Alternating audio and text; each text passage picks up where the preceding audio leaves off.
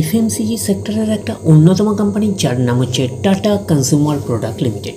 Tata কনজিউমারের হচ্ছে আমরা ফান্ডামেন্টালসটাকে নিয়ে অ্যানালিসিস করব, দেখব যে কোম্পানিটা ফান্ডামেন্টালি কতটা সাউন্ড রয়েছে। তো কোম্পানিটা এখন ট্রেড করছে 1145 টাকায় এখন ট্রেড করছে। আমরা যদি চলে যাই কোম্পানিটার মার্কেট ক্যাপিটালাইজ কত রয়েছে, তো অ্যাপ্রক্স বলতে পারেন 1,13,000 কোটি টাকার মার্কেট ক্যাপিটালাইজ। অর্থাৎ এই কোম্পানিটাকে আমরা ব্লুচিপ লার্জ ক্যাপ টাইপের কোম্পানি হিসাবে কিন্তু কনসিডার করতেই পারি।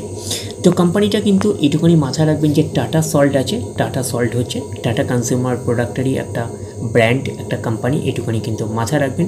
টাটা সল্ট হচ্ছে largest salt brand in India, এটুকুনি কিন্তু মাথায় রাখবেন। একটা ব্র্যান্ড হয়েছে টাটা কনজিউমার প্রোডাক্টের। তো কোম্পানিটার আমরা যদি আরওসি দেখি, রিটার্ন অন ক্যাপিটাল এমপ্লয়েড কত আছে 9.16%, আরওই রিটার্ন অন ইকুইটি আছে 7.01%। তো আরওসি আর আরওই হচ্ছে সেই অর্থে আমরা খুব একটা ডিসেন্ট পেলাম না, বাট এটুকুনি বলতে পারি একটা ওকে টাইপের পেলাম। তো কোম্পানির পারফরমেন্সের উপরে কিন্তু ডিপেন্ড করে আরওসি আর আরওই, এটুকুনি মাথায় রাখবেন। আগামী দিনে যদি কোম্পানি আরও ভালো পারফরমেন্স করে, আরও গ্রোথ দেখাতে শুরু করে, তাহলে আরওসি আর আরওই হচ্ছে আরও ইমপ্রুভ করবে। এইবারে আমরা চলে যাচ্ছি কোম্পানিটার হচ্ছে ব্যালেন্স শিট পার্টে। তো চলে আসলাম ব্যালেন্স শিট পার্টে, আমরা ডিরেক্টলি চলে যাব কোম্পানিটার হচ্ছে রিজার্ভ অ্যান্ড সারপ্লাসে। চলে আসলাম রিজার্ভ অ্যান্ড সারপ্লাসে 5,787, সেটা হচ্ছে গ্রো করলো না, সেটা হচ্ছে একটা ডাউন পারফরমেন্স করে 5,431, তারপরে গ্রো করে 6,184, তারপরে আবার গ্রো করে 6,202, তারপরে 6,968 পরপর গ্রো করলো, তারপরে আবার গ্রো করে 7,269, তারপরে হচ্ছে 13,723, তারপরে 14,442, 15,050 পরপর কিন্তু গ্রো করলো। 15,050-এর পরে আমরা যেটা পাচ্ছি সেটা হচ্ছে 16,184 গ্রো করলো, তারপরে আবার একটা ডাউন পারফরমেন্স করে 15,962, তারপরে আবার একটা কামব্যাক করে গ্রো করলো 19,902। তো রিজার্ভ অ্যান্ড সারপ্লাসের মধ্যে আমরা একটা জায়গায় শুধু কনসিস্টেন্সি ব্রেক দেখেছি, নাহলে কিন্তু ওভারঅল কিন্তু রিজার্ভ অ্যান্ড সারপ্লাসের মধ্যে কনসিস্টেন্সিও রয়েছে, প্লাস কিন্তু গ্রোথ রয়েছে। এটা কিন্তু কোম্পানির ক্ষেত্রে একটা পজিটিভ সাইন। এটা থেকে একটা আমরা ওভারভিউ পেতে পারি যে নেট প্রফিটের মধ্যেও কনসিস্টেন্সি প্লাস গ্রোথ থাকার পসিবিলিটিস অনেক অংশে রয়েছে। তার কারণটা কি, নেট প্রফিটের কিছু অংশ রিজার্ভ অ্যান্ড সারপ্লাসে ট্রান্সফার হয়। তো ওভারঅল ভিউটা আমাদের কাছে ক্লিয়ার হয়ে যাবে। কোম্পানিটার প্রফিট অ্যান্ড লসে গেলে ক্লিয়ার হয়ে যাবে যে নেট প্রফিটের মধ্যে কতটা কনসিস্টেন্সি রয়েছে, কতটা গ্রোথ রয়েছে। তো এখন রিজার্ভ অ্যান্ড সারপ্লাস রয়েছে 15,902 কোটির রেঞ্জে আমরা বলতেই পারি। এইবারে আমরা চলে যাচ্ছি কোম্পানিটার হচ্ছে বোরিং পার্টে। তো বোরিং পার্টে চলে আসলাম। বোরিং পার্টে রয়েছে ফার্স্ট পার্ট, আমরা যাচ্ছি লং টার্ম বোরিংয়ে। তো চলে আসলাম লং টার্ম বোরিং, কত আছে 1,054, তারপরে সেটা একটা ডাউন হয় অর্থাৎ কমে হচ্ছে 884, তারপরে আবার কমে 504, তারপরে 450 পরপর কমলো, তারপরে আবার বেড়ে 656, তারপরে আবার বাড়লো 787, তারপরে আবার স্লাইটলি জাম্প করে 795 পরপর বাড়লো, তারপরে কিন্তু আবার একটা কমলো, এইটুখানি বলতে পারি 288 কমলো, তারপরে আবার কমলো 242-এর পরে আমরা যেটা পাচ্ছি আবার কমে 206, তারপরে হচ্ছে আবার কমে 168, তারপরে সেটা আবার বেড়ে হচ্ছে 191। তো লং টার্ম বোরিং থাকা মানে কোম্পানির এক্সট্রা বার্ডেন থাকে ইন্টারেস্ট পে করার ব্যাপারে। যদি কোম্পানি লং টার্ম বোরিংকে যদি সঠিকভাবে ইউটিলাইজ করে যদি নেট প্রফিটের মার্জিনটা বাড়াতে পারে, তাহলে লং টার্ম বোরিং ঠিকঠাক আছে, আমরা এইটুকুনি কনসিডার করতেই পারি। তো এখন লং টার্ম বোরিং রয়েছে 191 কোটির রেঞ্জে আমরা বলতে পারি। এইবারে আমরা চলে যাবো কোম্পানিটার হচ্ছে শর্ট টার্ম বোরিংয়ে, দেখবো যে শর্ট টার্ম বোরিংয়ের অবস্থান কীরকম রয়েছে। তো চলে আসলাম শর্ট টার্ম বোরিং 348, তারপরে 382, 409, 320, 400, 330, 388, 919, 769।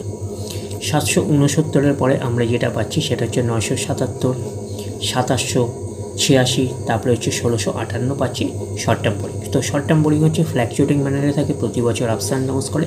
তো আমরা শর্ট টার্ম বোরিংয়ের থেকে বেশি যেটা গুরুত্ব দিই সেটা লং টার্ম বোরিংকে। লং টার্ম বোরিং হচ্ছে 191 কোটির রেঞ্জে আমরা বলতে পারি। এইবারে আমরা চলে যাবো কোম্পানিটার হচ্ছে ক্যাশ অ্যান্ড ক্যাশ ইকুইভ্যালেন্টে, দেখবো যে ক্যাশ অ্যান্ড ক্যাশ ইকুইভ্যালেন্টের অবস্থান কীরকম রয়েছে। চলে আসলাম ক্যাশ অ্যান্ড ক্যাশ ইকুইভ্যালেন্ট 725, 544, 501, 575, 1238, 1034, 1621, 3075, 3075 পরে আমরা যেটা পাচ্ছি সেটা হচ্ছে 2600, 2700, 97, 2454, 2818 ক্যাশ অ্যান্ড ক্যাশ ইকুইভ্যালেন্ট রয়েছে। তো ওভারঅল এই ব্যালেন্স শিটটাকে 5 স্টার টাইপের ব্যালেন্স শিট হিসাবে কনসিডার করতেই পারি, যেহেতু কোম্পানিটা একটা ব্লু চিপ লার্জ ক্যাপ টাইপের কোম্পানি। তো সেই হিসাবে ক্যাশটা কিন্তু ঠিকঠাকই রয়েছে, 2818 কোটির রেঞ্জে আমরা বলতে পারি। আর শর্ট টার্ম বোরিং ন্যাচারাল ব্যাপার, আমরা জানি যে ফ্ল্যাকচুয়েটিং ম্যানারে থাকে, প্রতি বছর আপস অ্যান্ড ডাউনস করে। তো শর্ট টার্ম বোরিং রয়েছে 1658 কোটির রেঞ্জে, আর লং টার্ম বোরিং রয়েছে 191 কোটির রেঞ্জে আমরা বলতে পারি। আর কোম্পানিটার কিন্তু রিজার্ভ অ্যান্ড সারপ্লাস রয়েছে 1900 থেকে বলতে পারেন অ্যাপ্রক্স 20,000 কোটির রেঞ্জে রিজার্ভ অ্যান্ড সারপ্লাস রয়েছে। এইবারে আমরা চলে যাব কোম্পানিটার প্রফিট অ্যান্ড লসে। তো চলে আসলাম প্রফিট অ্যান্ড লসে, আমরা ডিরেক্টলি চলে যাব কোম্পানিটার হচ্ছে নেট প্রফিটে। দেখব যে নেট প্রফিটের অবস্থান কীরকম রয়েছে। চলে আসলাম নেট প্রফিটে 510, ডাউন পারফরমেন্স করে 273, তারপরে কিন্তু আবার ডাউন পারফরমেন্স করে তার লসে চলে গেল 37 কোটির লস। তারপরে কিন্তু কামব্যাক করে গ্রোথ দেখাতে শুরু করলো 455, তারপরে হচ্ছে 556 পরপর গ্রো করলো। তারপরে আবার একটা ডাউন পারফরমেন্স করেছে 457, তারপরে আবার স্লাইটলি জাম্প হয়ে 460, তারপরে আবার গ্রো করে 970, তারপরে হচ্ছে 1015 পরে সেটা আবার কিন্তু গ্রো করে 1320 পরপর গ্রো করলো। তারপরে আবার একটা ডাউন পারফরমেন্স করে 1215, তারপরে আবার গ্রো করে 1287, তারপরে আবার গ্রো করে 1330 আমরা পাচ্ছি নেট প্রফিট। তো রিজার্ভ অ্যান্ড সারপ্লাসের মধ্যে একটা আমরা ওভারভিউ পেয়েছিলাম যে নেট প্রফিটের মধ্যে কনসিস্টেন্সি প্লাস গ্রোথ থাকার পসিবিলিটিস অনেক অংশ রয়েছে। তো নেট প্রফিটের মধ্যে আমরা গ্রোথ পেয়েছি, বাট কিছু কিছু জায়গায় কনসিস্টেন্সি ব্রেক হয়েছে, এটুকুনি বলতে পারি। তো সেই হিসাবে আমরা বলতে পারি যে প্রফিট অ্যান্ড লসটাকে আমরা ঠিকঠাক হিসাবে প্রফিট অ্যান্ড লস হিসাবে কনসিডার করতেই পারি। তো কোম্পানি লং টার্ম বোরিংকে সঠিকভাবে ইউটিলাইজ করছে, লং টার্ম বোরিং এবং শর্ট টার্ম বোরিংকে সঠিকভাবে ইউটিলাইজ করছে বলে নেট প্রফিটের মার্জিনটা বাড়ছে, আমরা এইটুকুনি কনসিডার করতেই পারি। এবারে আমরা চলে যাব কোম্পানিটার হচ্ছে শেয়ার হোল্ডিং প্যাটার্নে, দেখব কার কী অবস্থান রয়েছে। তো চলে আসলাম শেয়ার হোল্ডিং প্যাটার্নে।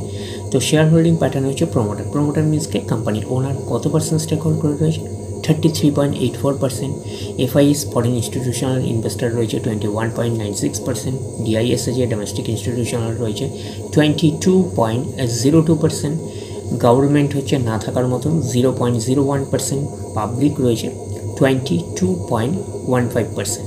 তাহলে এইটুখানি আমরা বলতে পারি প্রত্যেকেরই কিন্তু কম বেশি ইনভলভমেন্ট রয়েছে, একটা ব্যালেন্স শেয়ার হোল্ডিং প্যাটার্ন হিসাবে কিন্তু আমরা কনসিডার করতেই পারি। তো কোম্পানিটার আমরা যদি পিয়ার সেগমেন্ট চাই, তো FMCG সেক্টরের কোম্পানি, তো FMCG সেক্টরে কিন্তু অ্যাজ পার মার্কেট ক্যাপিটালিজ অনুযায়ী কিন্তু লিডার পজিশনে কিন্তু র্যাঙ্ক করছে টাটা কনজিউমার প্রোডাক্ট লিমিটেড। কোম্পানিটা হচ্ছে লার্জ ক্যাপ ব্লু চিপ টাইপের কোম্পানি। তো লার্জ ক্যাপ ব্লু চিপ টাইপের কোম্পানি হিসাবে কিন্তু কোম্পানিটাকে আমরা ফান্ডামেন্টালি সাউন্ড কোম্পানি হিসাবে কিন্তু কনসিডার করতেই পারি। তো ডিরেক্টলি গিয়ে জাম্প করে বাই করবেন না, ফার্দার স্টাডি করবেন, আফটার দ্যাট হচ্ছে আপনারা ডিসাইড করবেন এই স্টকটা বাই করবেন কি করবেন না। তাহলে এই অবধি, নেক্সট ভিডিওতে আবার আপনার সাথে আমার দেখা হচ্ছে। ধন্যবাদ।